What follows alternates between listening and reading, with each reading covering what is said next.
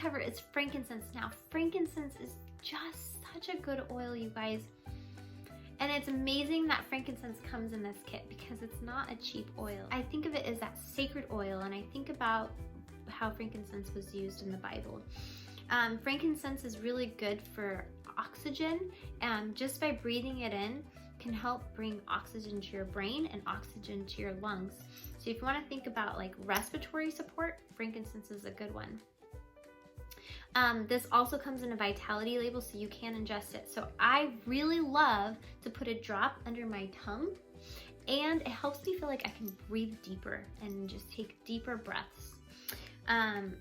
Also, frankincense is great for the skin. So let's say you have a rash or scars, it's good for wrinkles and spots. You can just put it on a spot. You can make your own face serum, your own lotions, and put some frankincense in there and just put it all over your skin.